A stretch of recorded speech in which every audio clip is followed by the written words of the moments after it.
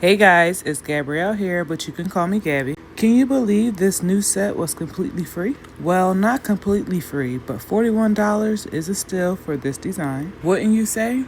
What nail salon is charging $41 for a design? Well, at my house, of course. With the new supplies I purchased recently, this new set came up to $41. Taking roughly 4 hours because I can only do one hand at a time, so is it worth it?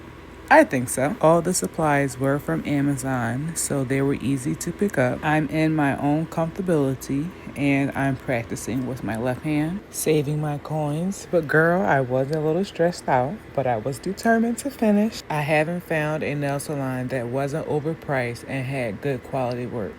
I'm taking a stand. I'm no longer paying $130 for a design or a broken nail in a week. I could have done that.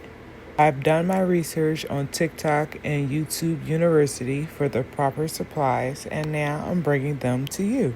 My DIY girlies, after you find that design, it's time to put it in that work, girl. I typically see a design, try to do a little preparation, but then I'm able to copy what I see and try my best, guys. So that is what I did here, but I would suggest looking at more tutorials if you need some more help with reference photos and things like that. Now, I know you saw that preparation of me filing my hands, and now it's time to apply this 5 biscuit combo with the first 4 layers as preparation so the nail can stay as long as possible, and then the extender gel to make sure it's secure and it lasts. After you measured all of your Gel X nails, now it's time for the hard part, the design. This Gel X pack I purchased 3-4 years ago off of Amazon. It wasn't the best, but I'm determined to use what I have, correct? Yes. So let's make it work. Again, this is the reference photo and I'm using what I have to make it pop and stand out just as well as the reference photo. Again, this is my third time trying to accomplish this type of design for myself on my nails, so I'm trying to see what works best for me. Now, I realize I should have gotten a smaller brush because this tool is actually bent. Like, the color is coming out the color I want, but the tool is not the best, so I should have changed it. So next time you work smarter, not harder, like me. But anywho, we're getting into it. I've been working again on one hand at a time to just master the design. But the next set, I will be going back and forth to see if I cut down some of the time because this is taking longer than I would have liked. But if I had worked with a smaller brush, I feel like I would have accomplished it a little faster than taking my precious time to make sure I don't go outside the lines. And never did a snowflake before, so I did the video once or twice, but I had to use my phone to actually record, so I couldn't see the video no more, so I had to just eyeball and go as what I saw as reference.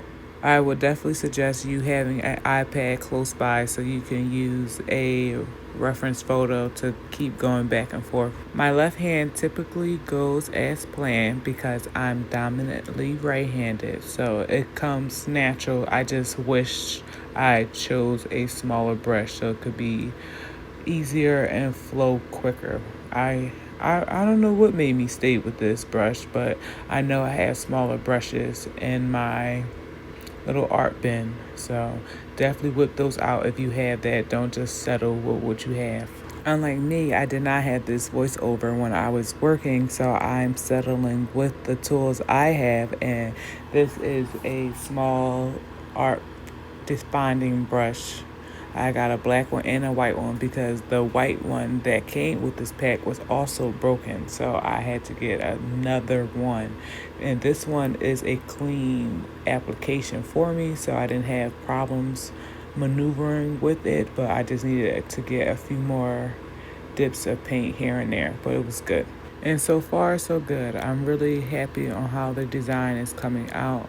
I was just a little nervous because it's smaller than the design itself. Like, my nails are smaller, so I wasn't sure if it was going to come out and read as well as the reference photo. As you can see here, it's much longer. So with that in mind, this little candy cane and little peppermint duo that was supposed to be on this finger, it was very tricky to actually design myself.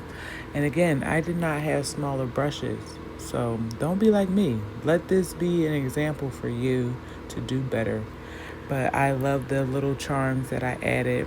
This pack was only about $10, and these stencils right here was $5.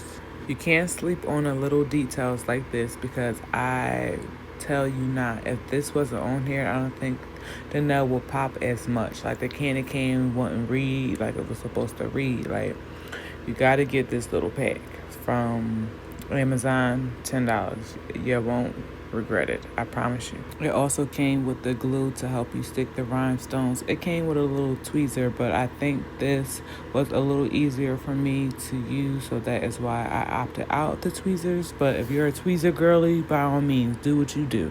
But this works best for me, and I love the little final touches.